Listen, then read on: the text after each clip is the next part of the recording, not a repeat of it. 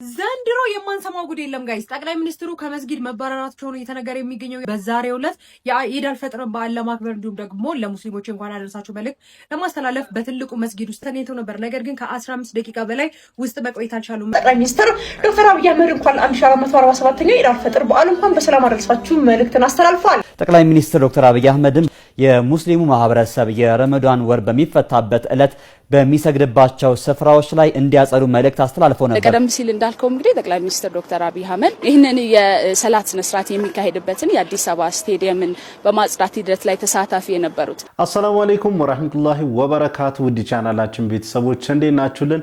ኢድ ሙባረክ። ኢድ እንዴት አለፈ? ኢድ የት አካባቢ የት ሀገር ሰገዳችሁ? እኔ በበኩሌ ኢትዮጵያ አዲስ አበባ ስቴዲየም ነበር የኢድ ሰላትን የሰገድኩት። እንደምትመለከቱት እንግዲህ ከወንድሜና ካጎቴ ልጅ ያው ወንድሜ ነሱም እንዲሁም ከሰፈር ልጆች ጋር አንድ ላይ በጋራ በመሆን እንግዲህ የኢድ ሰላታችንን ሰግደን እጅግ በጣም አሪፍ የሆነ የኢድ ጊዜ አሳልፈናል። እናንተስ ጋር ኢድ እንዴት ነበረ? የታሳለፋችሁ በምን አሳለፋችሁ የሚለውን ኮሜንት ላይ ብትጽፉልኝ ደስ ይለኛል። እንግዲህ ለዛሬ ይዤላችሁ የመጣሁት ቪዲዮ ጠቅላይ ሚኒስትሩ ከመስጊድ ተባረሩ ይላል መረጃው።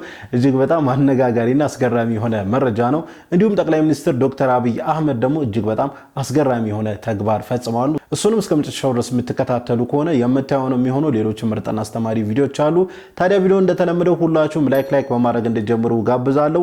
ይህ ቪዲዮ እንዲዳረስ ደግሞ ሼር አድርጉ። ለዚህ ቻናል አዲስ ከሆናችሁ ሰብስክራይብ ማድረግ አይረሳ። ወደ ቪዲዮ ከማለፋችን በፊት ግን እኛ ኢድን እየበላን እየጠጣን እየተደሰትን ስናሳልፍ እንደዚሁም ኢድን በሚያሳዝን ሁኔታ በህመም ላይ ጥሩ ባልሆነ ሁኔታ ላይ የሚያሳልፉ አሉና እስቲ አንድ ቪዲዮ ልጋብዛችሁ። እንግዲህ አሁን ወንድሜም ተናግሯል እኮ እኛ አቅማችን በላይ ስለሆነ አሁን ለከከለ ስላሉን አቅማችን ስለማይችል ኢትዮጵያ እህቶቼ ወንድሞቼ አባት የሆናችሁ ሁሉም በአላህ ስም ልትረዱን በፈጣሪ ስም ጠይቃችኋለሁ። እኛ ከአቅማችን በላይ ሆነ። እስካሁን ድረስ ያለንን ልብሳችን ሁላ ሽጠናል። በቃ ምንም እኛ አንቻልንም። በሳምንቱ እኮ 15,000 ብር ማለት እኮ ከባድ ነው። የታጠበ ነው። እኛ ግን አቅማችን አንቻልም። እስካሁን ድረስ 6 ዓመት ነው እስካሁን ከተጀመረው።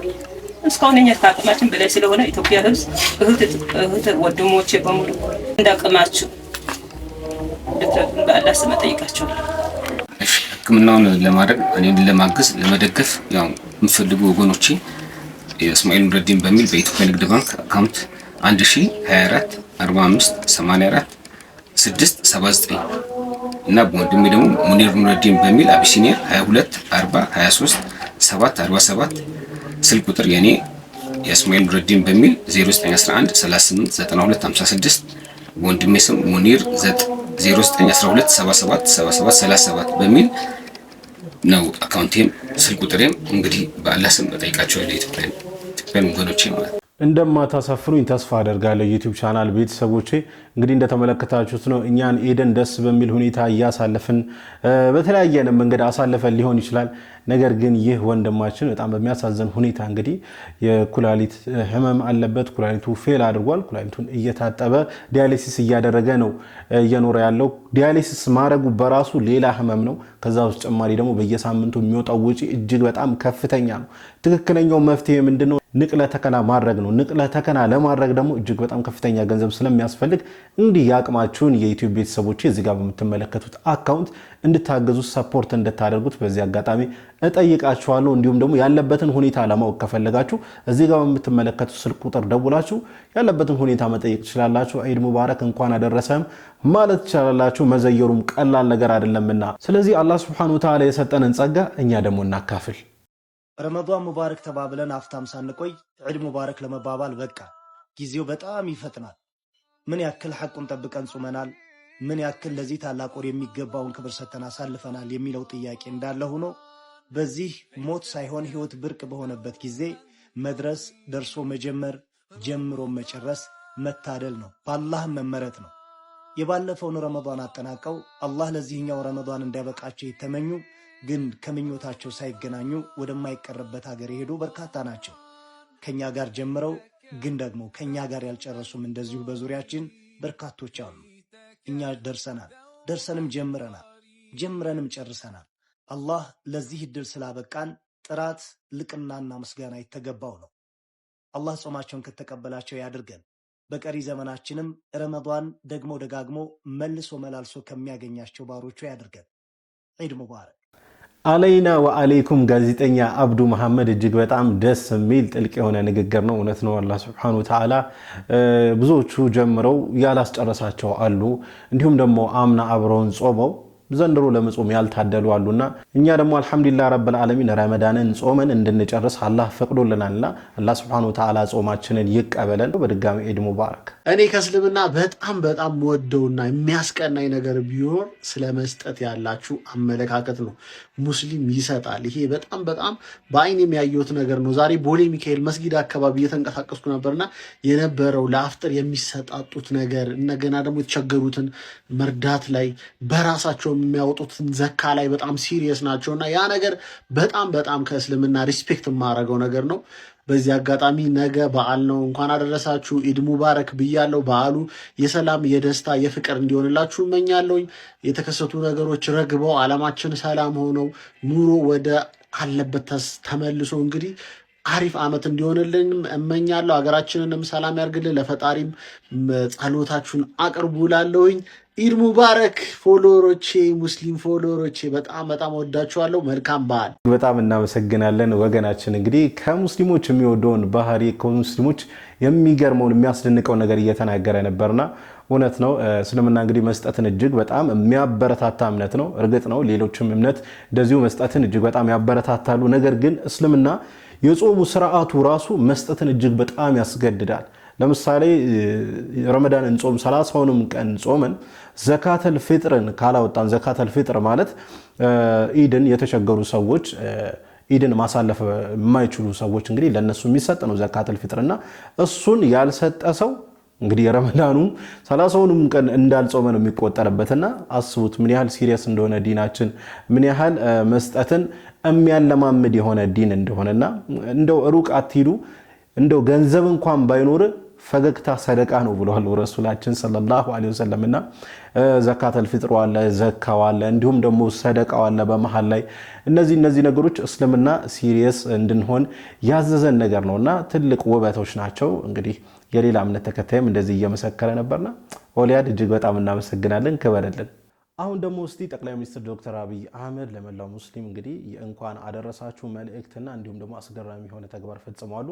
እነሱን ቪዲዮዎች አከታትዬ ልጋብዛችሁ። እንስሳ እንኳን የራራ ሰው አላህ በፍርድ ቀን ለሱ ይራራለታል ብለዋል ጠቅላይ ሚኒስትር ዶክተር አብይ አህመድ። እንኳን 1447ኛው ኢድ አልፈጥር በዓል እንኳን በሰላም አደረሳችሁ መልእክትን አስተላልፈዋል። የረመዳን ወር የትዕግስት የዱዓና እንዲሁም ደግሞ የቁርአን ወር ነበር ብለዋል። ዛሬ ደግሞ አላህ ለሰጠን በረከት የምናመሰግንበት እንዲሁም ደግሞ በደስታ የምንፈነጥዝበት ኢድ ነው ሲሉ ገልጸዋል። አያይዘውን ከፈጣሪ ጋር መታረቅ ከራስ ጋር ሰላም መሆን እንዲሁም ደግሞ ለወገን መራራትም ማለትም ጭምር እንደሆነም ገልጸዋል። ልክ በረመዳን ወር ለድሆች ዘካ እንደሰጠን ሁሉ እንደተረዳዳን ሁሉ ለሀገራችን ሰላምና ለዲሞክራሲያችን ዘብ መሆን እንዳለብን ገልጸዋል። ጦርነትና ጥላቻን ትተን በፍቅርና በደስታ እንዲሁም ደግሞ በይቅርታ የምንገነባት ኢትዮጵያ የሁላችንም ኩራት ናት ሲሉ ገልጸዋል።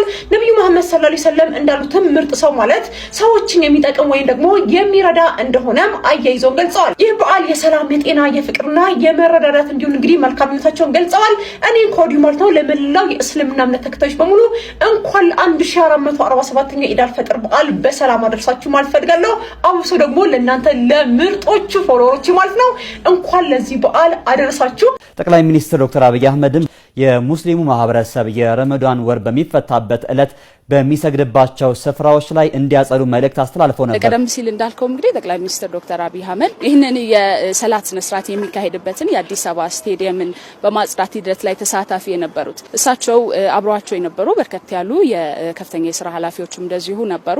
እነሱ የጽዳት ስነስርዓቱን አጠናቀው ከሄዱ በኋላ ማሻአላህ እንግዲህ እንደተመለከታችሁት ነው ጠቅላይ ሚኒስትር ዶክተር አብይ አህመድ እንግዲህ አዲስ አበባ ስቴዲየም ሙስሊሙ የአዲስ አበባ ያለ ሙስሊም የሚሰግድበት ቦታ ነውና ያንን ቦታ እንግዲህ እዛ ድረስ በመሄድ አጽድተዋል ዶክተር አብይ አህመድ።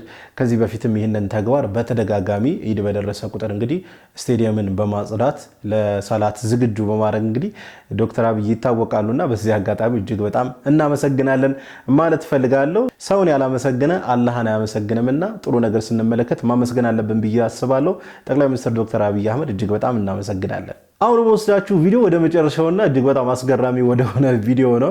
ጠቅላይ ሚኒስትሩ ከመስጊድ ተባረዋሉ። ለምን እንዴት የሚለውን ቪዲዮ እንመልከትና የራሳችን አስተያየት እንሰጥበታለን። ዘንድሮ የማንሰማው ጉድ የለም ጋይስ። ጠቅላይ ሚኒስትሩ ከመስጊድ መባረራቸው ነው የተነገረ የሚገኘው። የአውስትራሊያ ጠቅላይ ሚኒስትር የሆኑት አንቶኒ አልባኒዝም እንግዲህ በዛሬው ዕለት የኢድ አልፈጥርን በዓል ለማክበር እንዲሁም ደግሞ ለሙስሊሞች እንኳን አደረሳችሁ መልእክት ለማስተላለፍ በትልቁ መስጊድ ውስጥ እንግዲህ ላምባ በሚባለው ትልቁ መስጊድ በአውስትራሊያ ተገኝተው ነበር። ነገር ግን ከ15 ደቂቃ በላይ ውስጥ መቆየት አልቻሉም። ምክንያቱም ደግሞ በውስጥ የነበሩት ሙስሊሞች ከዚህ ቀደም እስራኤል በጋዛ ላይ ባደረሰችው ጥቃት እስራኤል ራሷን የመከላከል መብት አላት እንዲሁም ደግሞ ለእስራኤል ያላቸውን ድጋፍ በማሳየታቸው ምክንያት ነው ይህንን ተቃውሞ በዛሬው ዕለት ማስተናገድ የቻሉት። የአውስትራሊያው ጠቅላይ ሚኒስትር እንዲሁም በተጨማሪ ደግሞ የሀገር ውስጥ ሚኒስትር የሆኑት ቶኒ ነበሩ ይህንን በመስጊድ ውስጥ ማለት ጉብኝት ለማድረግ እንዲሁም ደግሞ እንኳን አደረሳችሁ መልእክትና በዓሉን ለመታደም ወደ መስጊድ ሄዱት። ነገር ግን በምትመለከቱት መልኩ ማለት ነው ህዝቡ በጩኸት ከመስጊዱ እንዲወጡ አድርጓቸዋል። ጥቂት ደቂቃዎች ብቻ ከቆዩ በኋላ መስጊዱን ለቀው ሲወጡ ጭምር እንግዲህ በቪዲዮ ስንመለከታቸው ነበረ። ቪዲዮን ትንሽ ልጋብዛችሁ ተመልከቱት።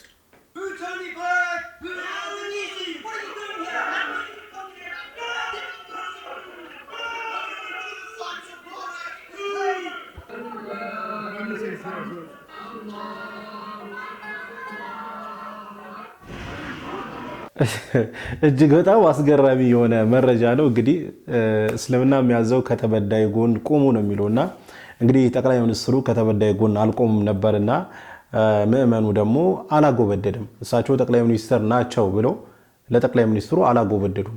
ይልቁንም እርሱ ከተበዳይ ጎን አልቆሙም ብሎ ከመስጂድ አባሯቸዋልና እጅግ በጣም አስገራሚ የሆነ ክስተት ነበር እንደተመለከታችሁት። እውነት ነው፣ እስልምና ከተበዳይ ጎን እንድንቆም ያዘናል። እስልምና ለማንም ማጎብደን እንደሌለብን ነው የሚያስተምረው። እንዲሁም ከሀቅ ጎን ነው መቆም ያለብን። እናትና አባታችን እንኳን ቢሆኑ ከሀቅ ጎን ነው መቆም ያለብን። እሱን ነው እስልምና ያስተማረና ያንን ነው ተግባራዊ ያደረጉት። እጅግ በጣም አስገራሚ የሆነ መረጃ ስለሆነ ወደ እናንተ ያቀረብኩት። ለማንኛውም ለዛሬ ይዤላችሁ የመጣው ቪዲዮ ይህን ይመስል ነበረ። ቪዲዮን ከወዳችሁ እንደተለመደው ሁላችሁም ላይክ ማድረግ አይረሳ። ይህ ቪዲዮ እንዲዳረስ ደግሞ ሼር አድርጉ። ለዚህ ቻናል አዲስ ከሆናችሁ ሰብስክራይብ ማድረግ አይረሳ። በነገራችን ላይ ቀደም መጀመሪያ ላይ ያሳየኋችሁን ቪዲዮ እንዳትዘነጉ። እንግዲህ የቻላችሁን ያቅማችሁን ባሳየኋችሁ አካውንት እንግዲህ ማስገባታችሁን እንዳትረሱላለሁ። ኢንሻአላህ በቀጣይ በአዲስ በቆንጆ ቪዲዮ እስከምንገናኝ ወሰላሙ አለይኩም ወራህመቱላህ ወበረካቱ።